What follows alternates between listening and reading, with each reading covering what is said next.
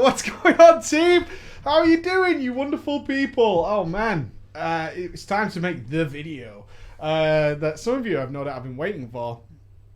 Well, there's not going to be much drama here at all, to be with anything. So anyway, Andy's left. It's actually really sad tomorrow. I'm going to include some snaps of what I've done, basically, because this place has felt like a dungeon since.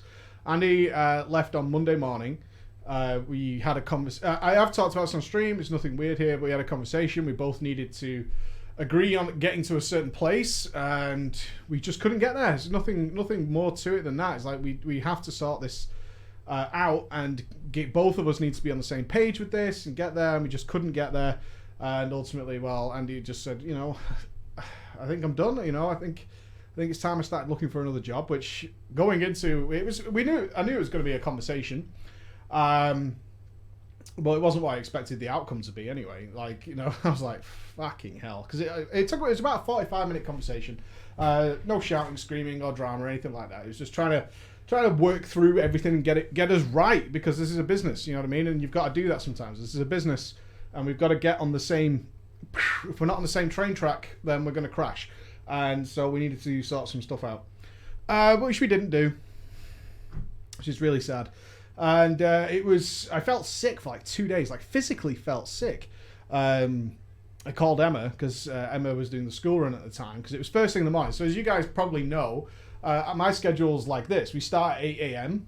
and I start streaming at 8:30. So when Andy comes in about 8:15, because he has to drop his daughter off, we save that 30-minute period to either one, I'm recording stuff that's got to be put out like soon, and, you know, so Andy's got stuff to be editing while I'm streaming. Obviously, you've seen I do the majority of the streaming, so we have to find time outside of the stream to record the videos to get out there. So either Andy will come in and I'll be streaming, so I'll be recording, so he like sneaks in and puts his coat down and shit, and then he's like, okay, and then goes out and makes a cup of tea or whatever. Or we talk about what needs to be done, what we're working on. Certainly with legacy stuff, it's like new ideas. Always the thing that holds back the legacies. I know a lot of people think like, God, legacies take forever. They do, but a lot of it is because we have different ideas. Like we take an idea and we both agree on it, and we have like a sit down and we go through it and we're like, that sounds really cool. And then we come in and we're like, you know what would be way better if we did this, this, and this. So we have this like 30-minute period every day where, and sometimes we just shoot the shit. How was your day? What did you do last night? Or, you know, how was raiding? How was your new character? Things like that. So I think I tweeted out. No, I didn't. I knew we had to have a conversation about some stuff. So Andy got in, I think it was about 8:10. 10 past 8, something like that. I thought he might have been bang on time. I think it was 8 o'clock. I don't think he drops the kids off on a Monday. Something like that. But Emma and the kids were still here. Didn't really want to get into some sort of meaty conversation with Emma walking backwards and forwards, getting the kids dressed or whatever. So about 8:15, we got into the conversation. That's the way it ended. And we had a chat. And I was like, you know, well, where do we go from here? Was kind of the conversation. I was like, okay, we're going to do this. So he says, well, I'm going to take off. So obviously I need to start sorting stuff out. And I was like, understood, dude. You know what I mean? Because we're still friends and stuff. I was like, understood. Take all the time you need. Go and... So you just kind of left. And it's really sad, because this is the real sadness, is tomorrow. Because it sounds like a breakup, right? Because we've been friends since we were teenagers, but never, you know, working together until the last couple of years. Like, Andy always helped since day one of me doing YouTube, in the background doing stuff, and then officially came on 2 years ago. He just passed his 2-year anniversary. But tomorrow it's like really heavy, because he's taking all his stuff tomorrow. So I'll include some snaps, because that's going to be really weird, because obviously Andy's got a lot of the models and things that kind of jazz up the place, because I'm not really into that stuff. Like, I have a few things, but they're mainly stuff the kids have given me, you know what I mean? I've got like froggies and shit. You can't really see it, but I've got froggies and stuff like that. The kids are like, Daddy, this is your froggy. But memorabilia, I'm not a big fan of memorabilia. Statues and whatnot. Preach smash them a statue. I'm not a big fan of that stuff. So my office is kind of very practical, like my side of the office. I do have the bulwark up, but I've got like paintings that my wife has done, you know, things like that. Things that have like a special memory to me. I do have a notice board behind me, which is all pictures of the kids and like foot paintings. You know, when they paint the bottom of the kids' feet and stamp it on paper and their hands and things like that. That's the kind of stuff I like to have around. Little figurines and stuff, not particularly. Not really my kind of jam. So all that stuff is going to go tomorrow. But I kind of put I didn't stream Monday because obviously I was like in shock. More than anything, I was in shock. I was like, shit. So as soon as and when Andy had left, I tweeted out, I was like, yeah, well, no stream, some stuff's come up, and that's what had happened. And then I called Emma and I was like, Andy doesn't work here anymore, and she's like, what the fuck? I'm like, I know, like, excuse me. I know, yeah, that's the way it's gone. I explained the conversation. She's like, okay, I understand. What are we doing now? And I'm like, I don't know. I don't know. I'm going to need some time to sort through this and get it ready. I keep shaking. It's not out of like upsetness. It's because I'm going to cough. So I called my brother. Actually, my brother was. This sounds really dumb, but it makes sense if you wait for me. My brother was also raised by my father. My father was very serious, like a super serious guy, certainly about business.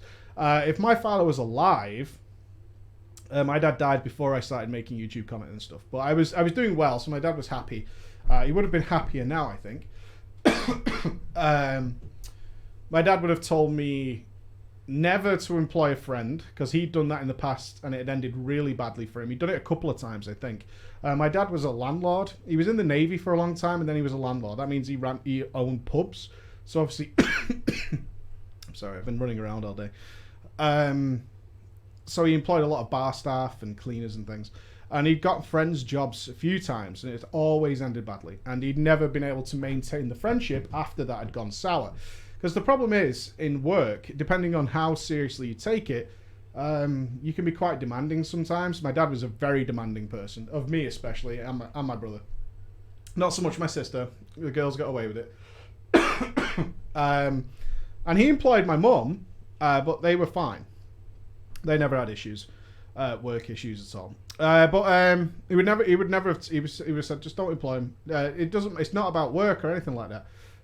But if something happens, it's very awkward.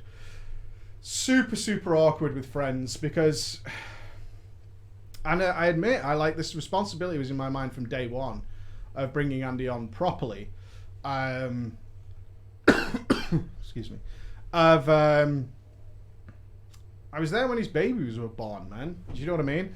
And so you're in charge of a business where it's not a case. It's slightly the difference in the normal employee-employer relationship because I feel a heavy responsibility towards not only him but his family as well. Kids share birthday pies and things like that. So we've been on holiday. We traveled the world together with both families. So that was a big thing on my mind. But we had this conversation. I don't want to gloss over it. We had a conversation. Me and Andy went for dinner at the all-you-can-eat Chinese of all places. Just somewhere to talk. And we were like, look, we both can get pretty fierce. Like, I'm way, way more laid back. It takes a lot to rattle my cages. It really does. Like, for the most part, I kind of like... I always kind of look, and that's probably reflected in the work I do on YouTube, is I always try and look at multiple sides of the coin. So when things happen, I'm like, okay, what actually happened here? You know what I mean? It's not like a case of, like Reddit's a good example, like the clickbait titles, and YouTube's a good example. Like clickbait titles, and then you watch it and you read about it, it's like nothing like that actually happened. That's so often the case that when someone tells me something, it's like, okay, wait a minute, what happened here? Is it what you perceive happened or what they perceive happened, things like that. And often you can work through things and go, okay, well, yeah, what happened was bad, but from both points of view, you can see why both people ended up in a certain space, right? You can see how that happened. And more often than not, it's over something useless. It's over something completely pointless. So I've always had that kind of attitude, which means that unless someone, all I'm saying here is unless someone royally screws me over, and is genuinely screwing me up, I'm not really that bothered. I haven't got time for it. Like, I really don't. Especially when it comes to people trying to start drama between me and other content creators, because there's none there. You know what I mean? There just isn't any there. And it's like, oh, okay. So it's like, oh, on blah, blah, blah stream or blah, blah, blah video, they said this, this, and this. It's like, yeah, were they joking? Do you have no sense of humor? Let's find out. Like, nearly all the major YouTube content creators for WoW, we're all in the same group chat. We talk regularly and meme each other about our videos and stuff like that because we all obviously take a different approach to the game. We have a different style of content creation. The whole thing. So we always meme each other, you know, giggling and stuff like that. And then people are like, "Oh, did you know blah blah blah did this?" It's like, yeah, I probably was asked about it. Do you know what I mean beforehand? I think the big one recently was Asmon and me. There hasn't really been one since. But then they see us on the Allcraft show and with chit chatting, it's like, it's not a problem. It's really not an issue. So I'm pretty laid back. I maybe too laid back in a lot of ways. Like, I let a lot slide. Andy not so much though, and that was part of the thing I wanted as the business. Is sometimes Andy says, "No, this is bullshit. This is bullshit, and we need to deal with it." The big one was Blizzard didn't send us something, and we didn't even want it. I can't remember what it was. Oh, I know. It's the Legion starters bundle. Everybody got one. Even people who had made like 4 YouTube videos, they got this like Legion starting kit for content creators, except for us. And we were number 1 at the time. And obviously we make less YouTube content now and are blacklisted and all sorts, so we've lost that number 1 spot, which is fine. I mean, there's understandable reasons for that, but as you guys well know, when we do want to voice our opinion, it tends to spread far and wide. As much as YouTube doesn't really want it to be that way, it finds its way out there, which I'm really kind of happy with. I think it says a lot to the strength of the content we make, is despite being difficult to find and not being recommended and things like that, and being, you know, the demonetization and all that stuff, the reason you guys are there, that when we have something to say, it resonates like very powerfully. And generally with the other content creators, I was like, fuck man, you know, I wouldn't have the balls to say that. Oh, Jesus Christ, Mike, you know, and oh, that's a really good point. I hadn't thought about it that way and stuff like that. Like, that happens a lot, is we have these guys going, Jesus, you know, you put a lot of work into that. And I was like, yeah, yeah, we do. We really care about what we make. And I take pride in that. I really do take pride in that, is that's what happens. And but Andy was like, I said, fuck them. You know what I mean? Warcraft hadn't sent us, the Blizzard hasn't sent us this stuff. We noticed, and I was me. I was like, fucking cares? What can they do? What can they do? Does it matter? Will people stop watching our videos because of this? No. Can they stop the message? No.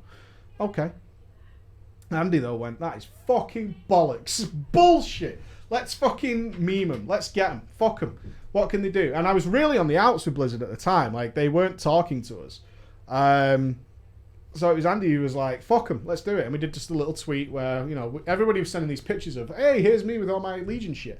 So we did one where I hadn't got anything. I was like, here's us with our Legion shit, and copied Blizzard in and shit. And they took notice. It worked. Andy was fucking bang on the money with that. They took notice, and then 3 months later we were doing all the cooking stuff for them. It was around that time, I'm sure of it. We were doing all the cooking stuff, and then they gave us the Christmas special to do, and they were really kind with us at BlizzCon and wanted us to do this coverage stuff, so it worked well. Whereas I wouldn't have done it. I wouldn't have done it. I agreed to it. I thought, you're right, you know, this is why you're here. This is the opinion I want. So, some things I've had to do then, because I was super depressed all week. I tried to keep my head up on stream, because I obviously had to cover the streams.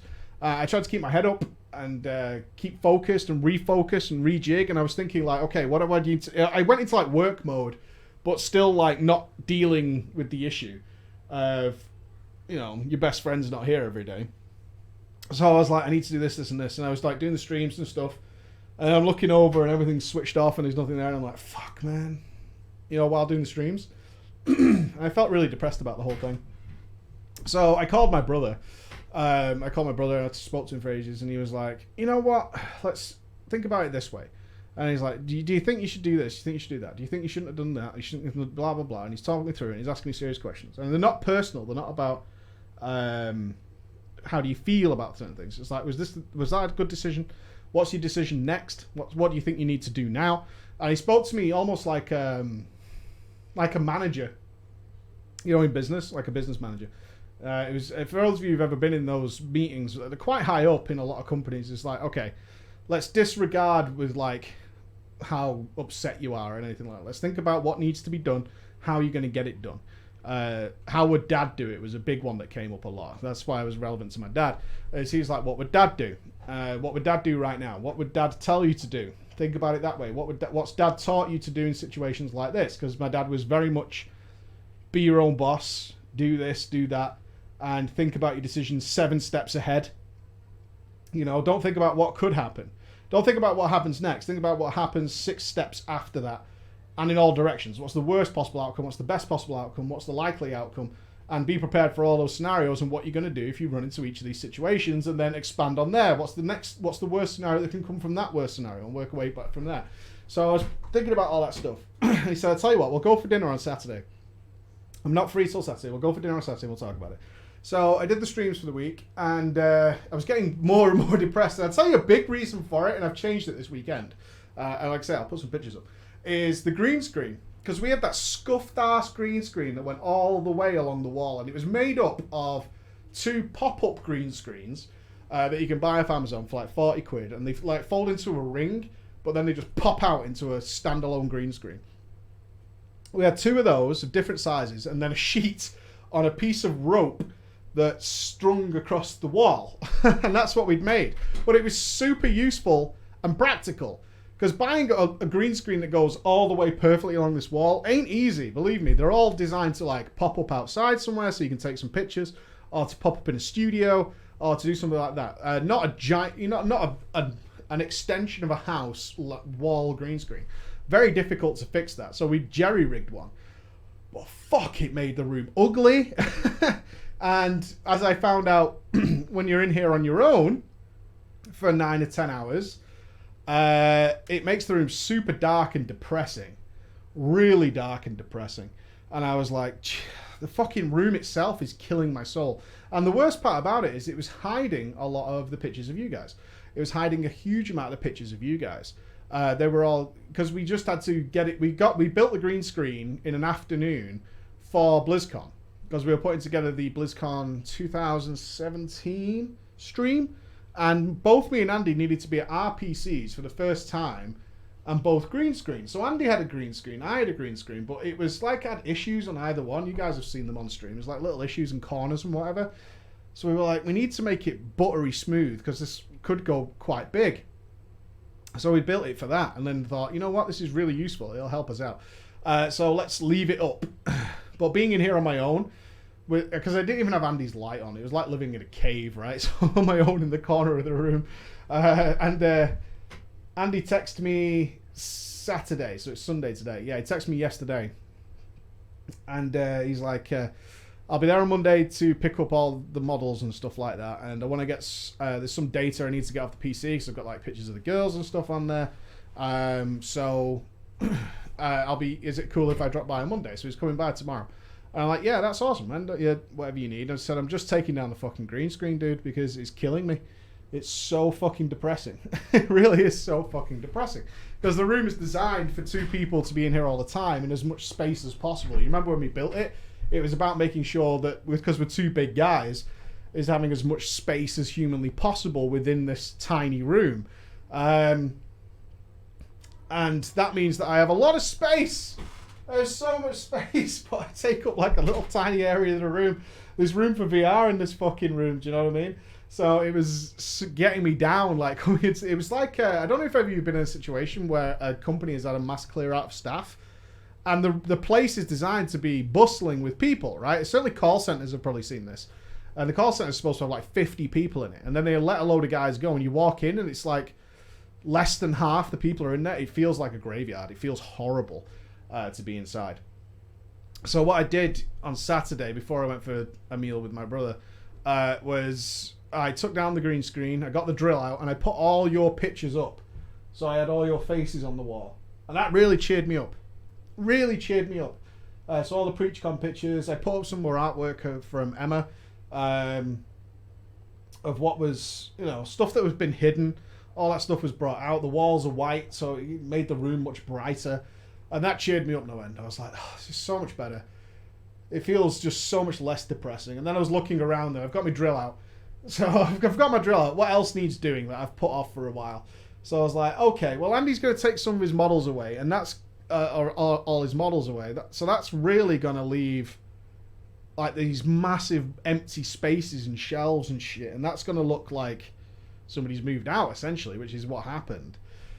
Or what will happen tomorrow. So I was like, okay, can I spread my little amount of stuff somewhere, because I don't really feel like bringing someone in straight away. I think that'd be a bad move right now, is just to try and because I can't replace Andy, because Andy was also a content creator in himself. Like, there's a strong opinion there. We'll talk about the future in a minute.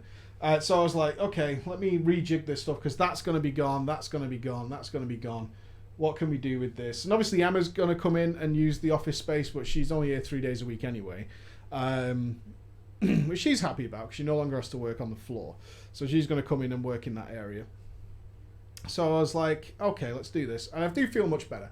And I went for dinner last night with my brother, which we didn't really talk about it, which I was surprised by. It was much more like, it's going to be okay. You did it for a long time, mostly on your own, right? Which I did, like 99.99% of the stuff. Andy made some thumbnails and stuff for a long while. But for all the content and stuff that got us here, that was all you. You can do this. You know what I mean? You don't need to worry about that. I'm like, okay. All right. We good. And I felt much better after that as well. I felt much better this morning. I tweeted it out. I was like, I feel much better now. I do. Because it's all very doom and gloom, because it feels like you've lost an arm. It really does. So, that's where I'm at with it. I feel much better. I'm still trapped in the corner. But I actually don't mind now. I've got things set up in a way that feels a bit more comfortable. Because it felt very uncomfortable in here. It did. It felt really uncomfortable. But it feels much more comfortable now. What's next then? Well, there's a few things I'm trying to muddle through with ideas. It's in some ways it's like you have to. One thing my brother said to me is you have to look at this as a challenge now, not really like, oh no, this is gone. That's happened. That's over. Look at it as a challenge.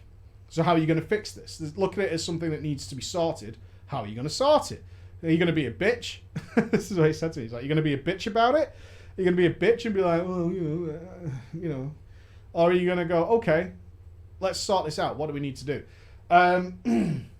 So from that perspective, I've decided, okay, I want to keep the daily streams going because I love doing it. I think it's really fun and it's a good, solid area of the business. So we're going to keep that going. But we have to reshuffle things because I love making YouTube content. I want to make videos for as long as I possibly can.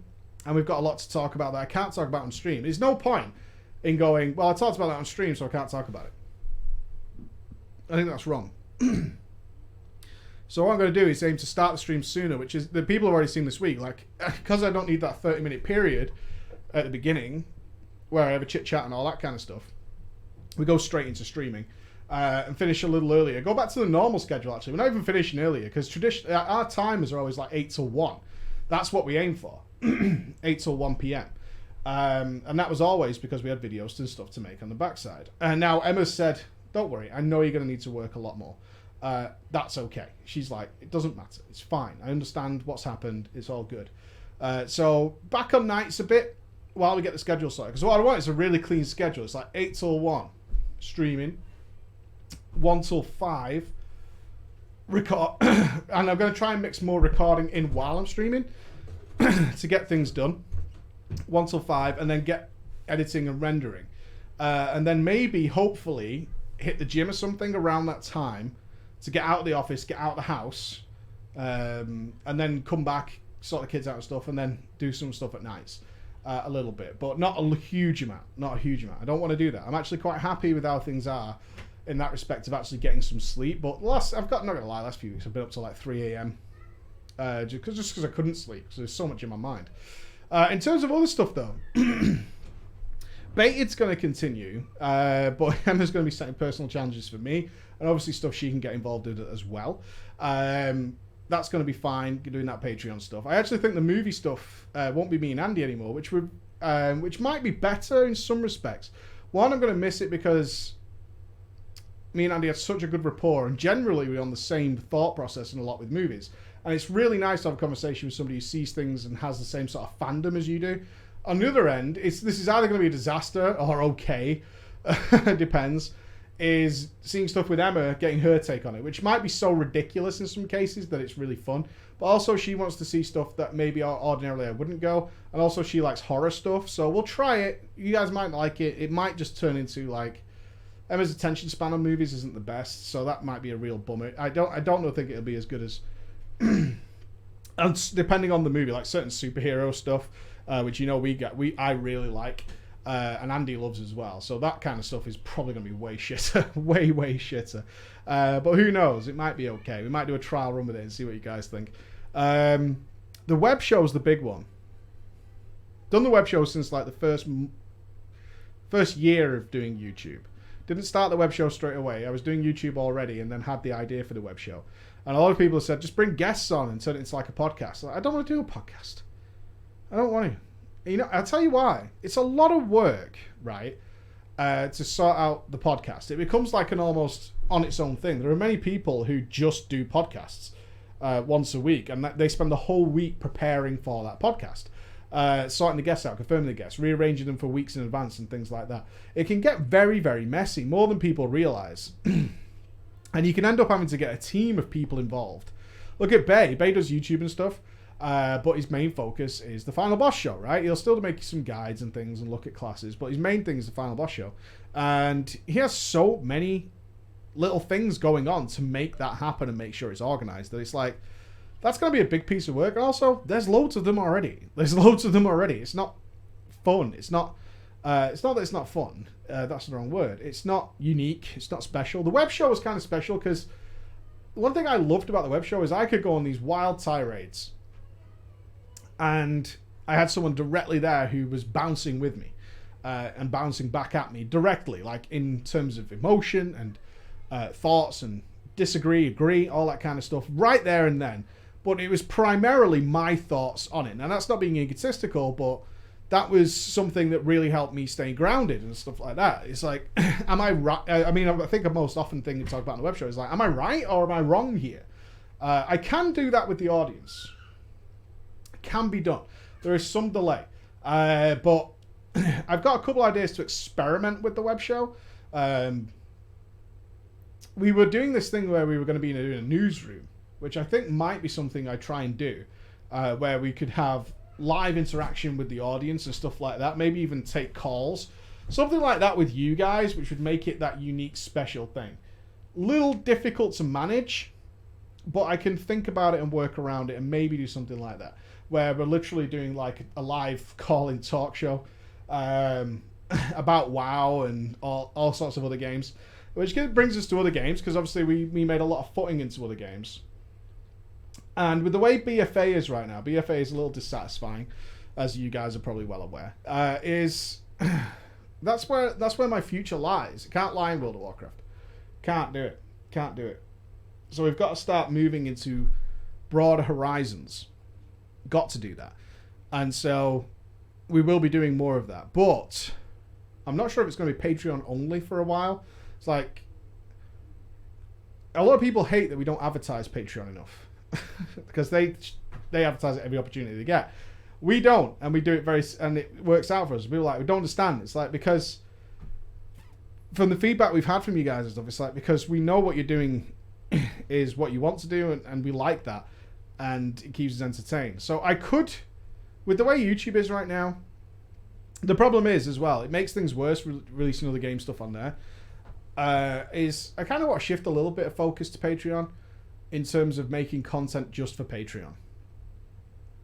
I don't know how that's going to work, because you guys are a little funny sometimes. Like, even the legacies, not everybody on the Patreon watches them. In fact, it's about a third of you watch the legacies on Patreon, which is really strange. It's really strange. Like, most people are on Patreon and they're like, just go do what you're doing, man. Go do what you're doing. Oh, we're disconnected. What a nightmare. Go do what you do. And that's fine. A lot of people just like the movie stuff. A lot of people are like, you know what? I'll give you my $10 a month just for the movie stuff. Make it happen. So I'm going to do my best. It's going to be a shuffle for sure, because I've got to sort out my times without burning out completely. That's the danger, because our problem has always been spreading our content way too thin. Because we do movie stuff, we do this, we do that, we do this, we do that. So focusing is where it's going to be. But right now, like directly right now, my focus is entirely on BFA until Gahoon Mythic's dead. And then we'll see where we're at. Because honestly, like, I logged in about 20 minutes ago. About 10 minutes before making this video, just to see what things were up to. And I was like, I don't know what I want to do. I don't want to do anything. And I just was like, because I've got a raid in 15 minutes. So I was like, I don't really want to do anything. I'm going to log out. But there's a lot of topics I want to cover, which I can do. But in terms of me actually logging in and playing the game, I was like, I don't know. Shall I go and do my emissaries? I was like, fuck it. I don't really want to do that. And just logged out again. But I'm enjoying Mythic Plus and stuff. But obviously, I didn't have time for anything like that. There are things I do enjoy. I don't want you to think I'm logging in and like, okay, nothing to do, log out. There are things I want to do, but they all require quite a lot of time, which I didn't have. So that's where I'm at. I hope I've covered everything there. No doubt people will contact me and say you didn't mention this, and this. But I'll find it out. All right, guys. Thank you. Thank you all for the support. I know it's been a rough period of time. Jeebus. But it'll be all right. All right. Bye-bye.